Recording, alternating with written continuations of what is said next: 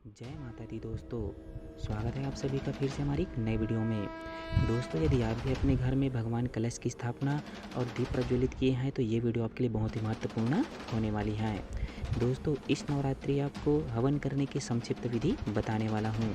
यदि आप घर में नवरात्र व्रत रखती हैं, साथ ही कलश की स्थापना किए हैं, दीप प्रज्वलित किए हैं, तो आपको अष्टमी के दिन हवन करना होगा। अर्थात हवन करने के लिए आपको मैं बहुत ही संक्षिप्त और सरल विधि बताने वाला हूँ। तो बिना स्किप के शुरू से अंत तक वीडियो पे बने रहे ताकि आपको पूर्ण जानकारी मिल सके। दोस्तों, उसके साथ ही साथ आपको कौन से मंत्र से और कितनी आहुति देनी है, पूरी कंप्लीट जानकारी आपको वीडियो के माध्यम से देने वाला हूँ। दोस्तों, हवन आरंभ करने के पूर्व सबसे पहले आप जिस जगह पे आप हवन करने वाले हैं उस जगह में जितने भी सामग्री आप हवन के लिए लाए हैं उन सभी सामग्री को आप पास में ला करके रख लेंगे। साथ ही हवन करने के लिए आपके पास हवन कुंड होना अनिवार्य है। तो हवन करने के लिए आवश्यक सामग्री जैसे आपके पास समिधा के रूप में आम की लकड़ियाँ सूखी ज़्यादा मात्रा में होनी चाहिए। उसके साथ ही साथ पूर्णाहुति करने के लिए आपके पास सूखा नारियल होनी चाहिए। उसके साथ ही साथ कपूर, दीपक, हवन सामग्री, हवन में स्वाहा डालने के लिए आपके पास कम से कम 1 कप घी होना अनिवार्य है। उसके साथ ही साथ आपको हवन यज्ञ कुंड में डालने के लिए आपके पास काष्ठ पात्र होना चाहिए। यदि काष्ठ पात्र नहीं है तो आप अपने घर में चम्मच के माध्यम से आप पूर्णाहुति आप बहुत ही संक्षिप्त तरीके से कर पाएंगे। तो जितने भी सामग्रियाँ आप ला करके रखे होंगे उन सभी सामग्री को आप यज्ञ कुंड के पास में ले आकर के रख देंगे।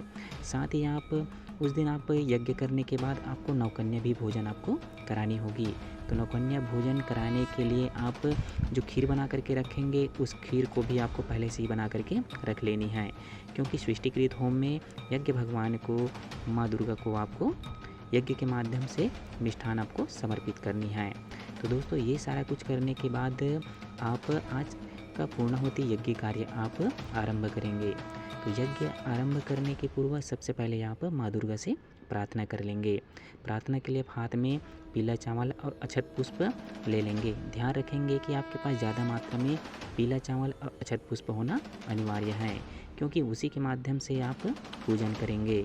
उसके साथ ही साथ कलावा, मौली धागा, साथ ही कपूर, ये सब भी आपके पास होनी चाहिए। तो दोस्तों, पूजन आरंभ करने के पूर्व माँ दुर्गा से आप प्रार्थना कर लेंगे। प्रार्थना करने के बाद आप पूजा स्टार्ट करेंगे।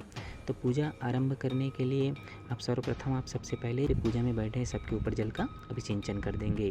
जल का अभिषेचन करने के बाद आप जितने भी आप वहाँ पे देव प्रतिमा हैं, अर्थात कलश भगवान हैं, नवग्रह देवता है, गौरी गणेश हैं, सबके ऊपर आपको चंदन लगानी है। चंदन लगाने के बाद आपको जितने भी वहाँ पे उपस्थित होंगे सबके मस्तक में भी चंदन लगा देंगे। उसके बाद आपको अगले स्टेप में आपको कर लेनी है कलावा। तो कलावा भी आप भगवान को क्या कर देंगे, माँ दुर्गा को समर्पित कर देंगे। उसके बाद आपको क्या करनी है, पंचोपचार पूजन। तो पंचोपचार पूजन के लिए आप धूप, दीप, नैवेद्य और दक्षिणा माँ दुर्गा को आप समर्पित कर देंगे। उसके बाद आप करेंगे आहुति, अर्थात हवन प्रक्रिया आरंभ करेंगे। तो हवन प्रक्रिया आरंभ करने के लिए आप आम की लकड़ियाँ जो लाए हैं उनको हवन कुंड में अच्छे से आप जमा दीजिए। जमाने के बाद आप दीप के माध्यम से, आप कपूर के माध्यम से कुंड को आप प्रज्वलित करेंगे। कुंड जब प्रज्वलित हो जाएगा तो उसमें आप भगवान यज्ञ को धूप, दीप, नैवेद्य आप अक्षत पुष्प के माध्यम से आप समर्पित कर लेंगे। उसके बाद आपको माँ दुर्गा के नाम से आपको चाहे तो 11 बार हो सके, चाहे तो 51 बार, 24 बार या 108 बार, आप ज़्यादा से ज़्यादा हो सके तो कम से कम कोशिश करें कि माँ दुर्गा के नाम से 108 आहुति समर्पित करें। इस मंत्र के माध्यम से ओम ऐं ह्रीं क्लीं चामुंडाय विच्चाय नमः स्वाहा इदं दुर्गाय इदं नमः। ओम ऐं ह्रीं क्लीं चामुंडाय विच्चाय नमः स्वाहा इदं दुर्गाय इदं नमः। इस मंत्र के साथ आप आहुति समर्पित कर सकते हैं। या फिर हम ओम दूम दुर्गाय नमः स्वाहा, इस मंत्र से भी आहुति समर्पित कर सकते हैं। या फिर सबसे सरल मंत्र ओम शिवाय नमः स्वाहा, इस मंत्र से भी आप आहुति समर्पित कर सकते हैं। ओम दुर्गा देवी नमः स्वाहा, इस मंत्र से भी आप आहुति समर्पित कर सकते हैं। ओम शैलपुत्री देवी नमः स्वाहा, इस मंत्र से आप कर सकते हैं। ओम ब्रह्मचारिणी देवी नमः स्वाहा, ओम चंद्रघंटा देवी नमः स्वाहा, ओम कुष्मांडा देवी नमः स्वाहा। तो इनमें से आप कोई भी मंत्र, जो आपको मंत्र सरल लगे, उन मंत्रों के माध्यम से आप 108 बार अपने सुविधा के हिसाब से आप आहुति समर्पित कर लेंगे। उसके बाद आपको नवग्रह देवता के नाम से आहुति समर्पित करनी है, भगवान गणेश के नाम से आहुति समर्पित करनी है, वास्तुदेव के नाम से आपको समर्पित करनी है, और आपको साथ ही साथ सूर्यदेव के नाम से आपको समर्पित करनी है। तो जितने भी आप आहुति आप समर्पित आप करना चाहते हैं जिस भी भगवान के नाम से, तो भगवान यज्ञ को आप अपने सुविधा और समय के हिसाब से आप अपना आहुति जरूर से समर्पित करेंगे। उसके बाद आपको स्विष्टिकृत होम समर्पित करना है।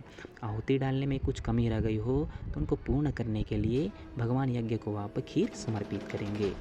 तो उसमें ध्यान रखेंगे कि जो यज्ञ करने वाले हैं, जो मेन प्रमुख यजमान रहेंगे, वो घृत की आहुति डालेंगे स्वाहा के साथ, और बाकी जितने भी सदस्य रहेंगे वो हवन सामग्री के माध्यम से स्वाहा के साथ आहुति डालेंगे।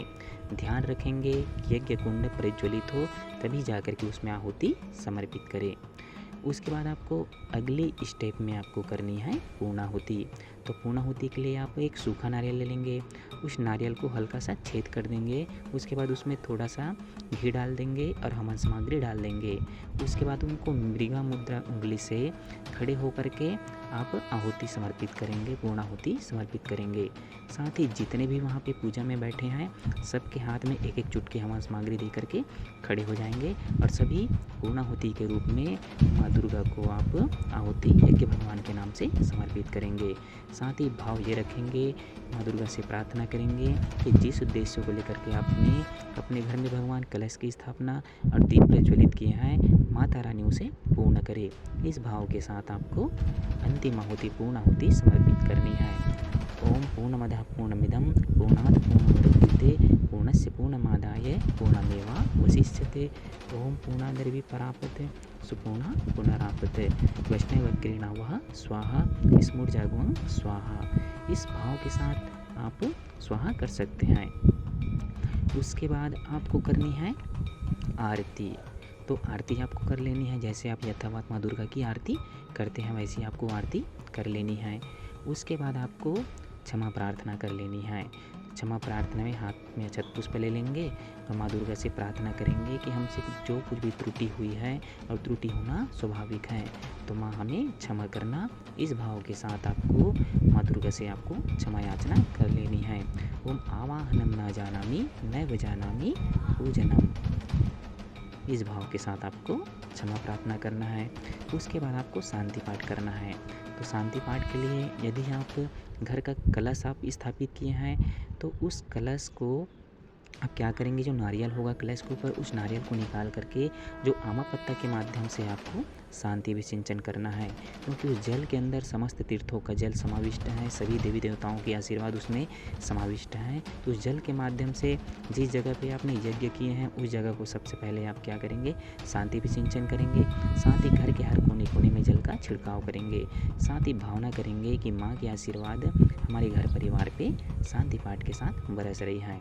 उसके बाद बचा हुआ जल को आप तुलसी चौरा में समर्पित कर देंगे रविवार को छोड़ करके।